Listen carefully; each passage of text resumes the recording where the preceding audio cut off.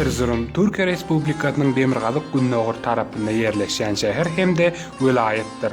Şäher deňe derejesinden 1900 metr beýiklikde, üstü tekiz belentlikde ýerleşýär.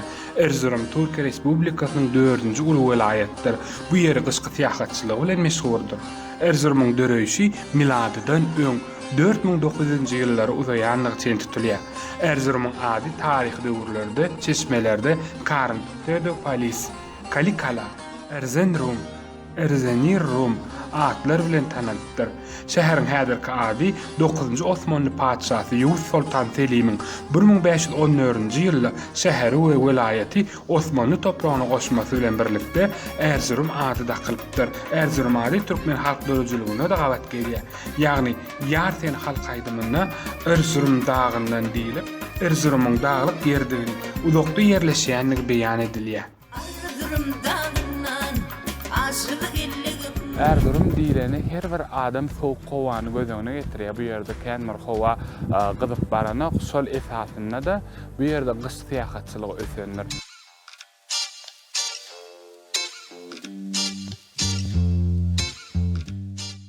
Seyahat wagtymyzda biz Erzurumda Palandökön dagyna ýerleşýän agaçdan gurulan villa ýerleşdik.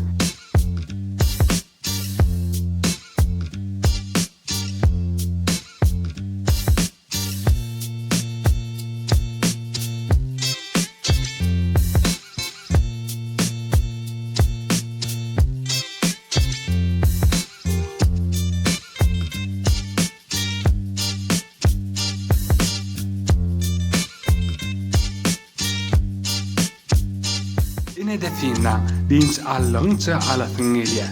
Bu villaның guruluş stili, dizaýny, döwrap awzallaşdyryşy, rahat, ýakymly dinçalyşy gurnamany mümkinçilik berýär. Hasy bu ýerde gysta gelip dinçalsaň, ýahadyň täsirli hem ýatdan çykmajak bolýar.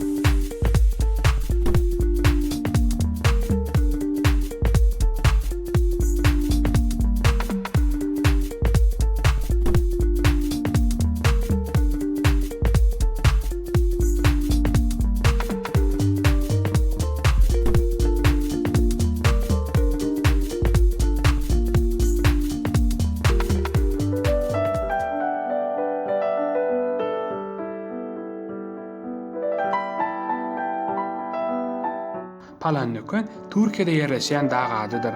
Bu Erzurum şäheriniň günorta tarapda 4 kilometr aralykda ýerleşýär.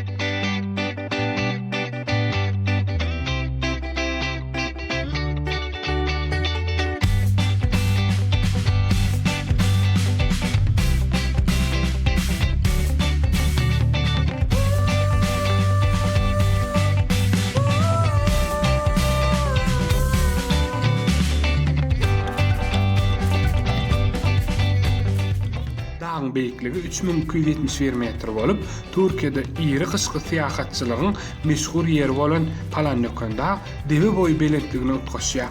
Bu ýerde şeýle hem bir näçe dagda dinçalyş merkezleri ýerleşip 2011-nji ýylda gyşky universiýata geçirilipdir.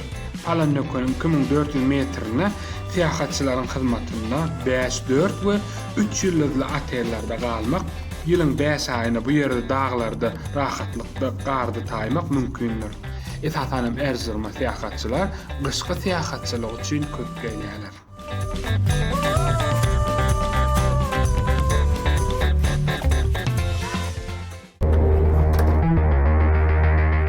Mekan tamaşaçy Erzurumda bir näçe täsirli ýeňi ýerler bar. Biziň häzir ýerleşýän ýerimiz daha belent geçleri. Bu ýerde ulagyň hiç ýyly ýagny motoryny otlamasyzdan ulag hereket edip başlaýar. Ýagny pedal diýge. Häzir gelmän tinali.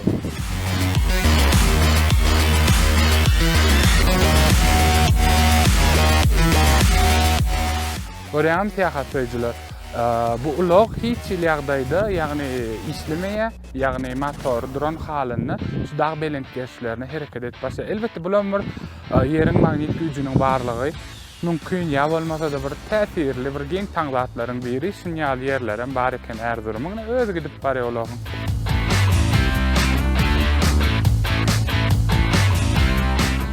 Bizim häzirki yerleşen yerimiz Erzurum'un merkezi. Bu yerde bir näçe taryhy binalar, mescitler, künnetler, medreseler ornalar. Şonuň bilen birlikde de sowda nokatlaram yerleşen. Seyahat söýjüler gelin Erzurum'un merkezindäki taryhy yerlere seyahat edelim we bu taryhy binalar barada gyzykly zatlar bilelim. Erzurum şäherindäki Uly Mesjidden günbatar tarapda 400 metr aralykda Erzurumyň merkezine Yakutiýa medresesi ýerleşýär. Bu medrese 1310-njy ýylda ilhanly hökümdary Sultan Oljaýty döwründe Ulugan Hatyn adyna Hoja Yakut Gazan tarapyndan bina edilipdir.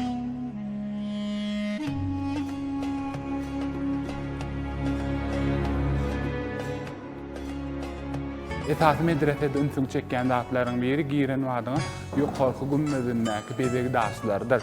Biz ähli taryhy ýadgarlyklary aýlanamyzda da görenmizde de köplenç ýadgarlyklaryň girelgesinde portalyna görýärsiler ýaly bezekleri ýani statik görnüşinde. Medreseniň hem aýratynlygy daşlary gözel görnüşde ýerleşdirilen ýokarky gümmeziniň bezek aýratynlyklarydyr. Yakutiýa medresesi ilhanlar döwrüniň bizim günümizde çen saklanyp galan seýrek duş gelýän guruluşlarynyň biri bolup, häzirki gün İslam Medeniýeti Muzeyi hükmünde ulanylýar.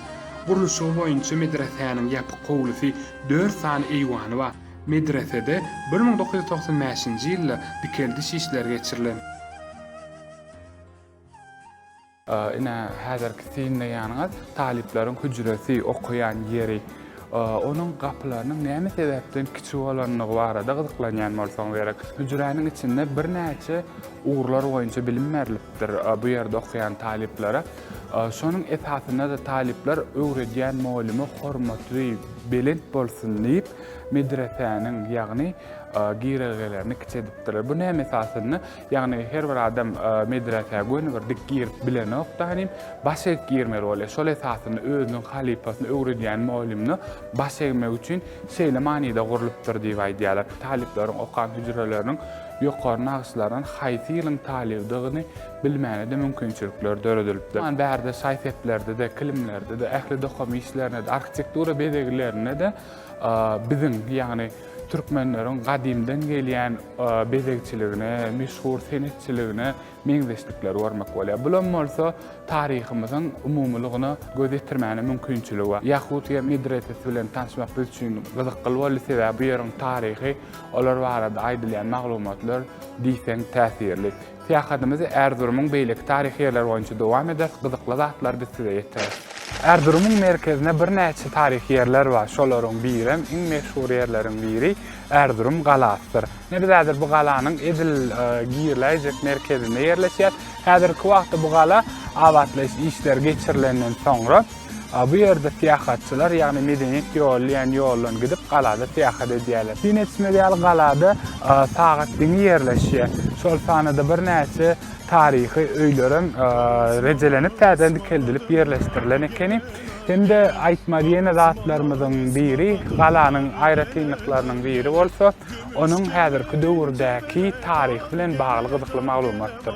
Ona näme gelin seýahat edelim. Gele vay dar gele dar gele, gümüş kemerin temele dar. Erzurumyň iň gadymy binasy 5-nji asyrda feodasi tarapyndan gurulan böleklerin saklanyp galan galadyr. Erzurum galasy gadymy şäher baýyrlygyna ýerleşýär. Ol 1555-nji ýylda Beýik Süleyman tarapyndan gaýtadan dikeldi işler geçirilip, soňra bir näçe tapar durly wagtlarda täzeden guruş işler geçirilipdir.